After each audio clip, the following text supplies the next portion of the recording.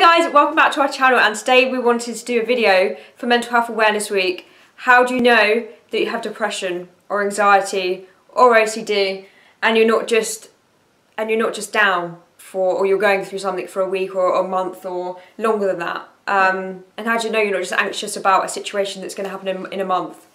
Do you want to go ahead? Yeah, sure. Well, I think the main thing to look out for is if it starts affecting your everyday life. Yeah. So things like your work, friendships, relationships, family life, home life. I think everything like that, if it starts affecting your self-care as well, so you find you're like not washing as regularly or taking time out for yourself or exercising as much as you would have done. Or even where you live's got a little bit messy.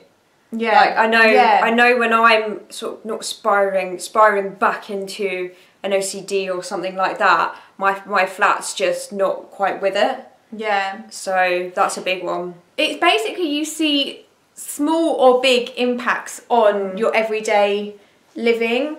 So for example, with anxiety and depression, you might see similar sort of things.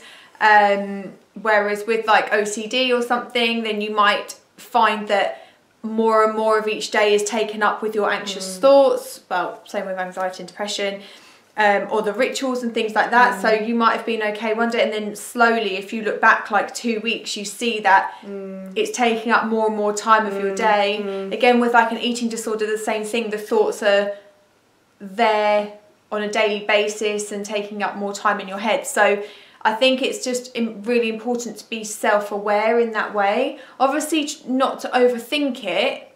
There's a fine line, isn't there? Yeah, and also there's, for example, you had a patch where you were... me? Yeah. Oh. You. We know who you are. We don't, but we do sometimes. Charlotte, my sister here, had... you had a patch, didn't you? You had a wobbly patch. And you were thinking, you were sort of like, you know, am I going into depression? Have I got depression? And it was more of a situational depression. It was more of a, I always think with depression, they give you medication straight away. But you were amazing and you were like, I'm going to change my situation first. And if that doesn't change, then I'll look into it. And you change things in your life. You got like a new job and you just changed things. And you came out of it. So I think there's a bit where you're kind of, I had a couple of friends that are kind of spiraling, and they're like, hang on, I need to change it. Yeah. And then I think that's the pivotal point. If you then change things and it still doesn't change, that's when I think you know that you've got, that there's something that there's something deeper. Yeah.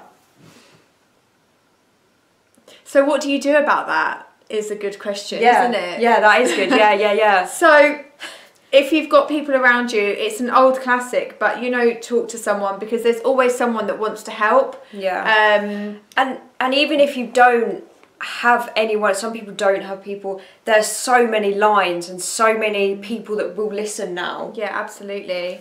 I always found as well, when I was going through anxious thoughts, and even when I get them now, if I'm feeling anxious, I actually like to pinpoint specifically what I'm feeling anxious about. I'm really sorry, I've got fluff in my nose and it's annoying me. Thank you, I just got it. It wasn't a bogey. No, it wasn't. It was just fluff and I could feel it. It was like, ooh. So I always like to pinpoint, so what specifically am I feeling anxious about? And if either one, I can't even pinpoint it, I'm like, okay, then I need to just take some deep breaths and calm myself down. Two, if I think of it and it's really irrational, I'm like, oh my God, that's actually what I'm anxious about. And it might be something deep in the back of my head that's coming out as anxiety, but it's something really irrational. Or three, it might be something that is rational, but something that's probably like a 1 in a 10 million chance of happening. So it's kind of like, sometimes it's quite good to sort of self-observe. Like, you know, like just be self-aware, like not overthink things, but be self-aware of what is getting to you, and then if it's something that you can change, then you can go down that route. But obviously if it's something that you find difficult to change, then that's when it might be good to get help.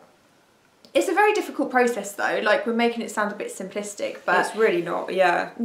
And there's so many layers to it, isn't there? There's so many blurred lines, there's so many, again, OCD's on a spectrum. you might have OCD, but it just affects a couple of minutes of your day. You might have it, but it affects 24 hours. So it is different for everyone. But I think that the main one is when it starts affecting things, when it starts affecting your relationships, and when it starts affecting your personal life and your work life for over a long period of time. Exactly. Yeah. And yeah, so we hope that you have a good mental health awareness week. And Sam's got a client now, so she's wrapping up the video.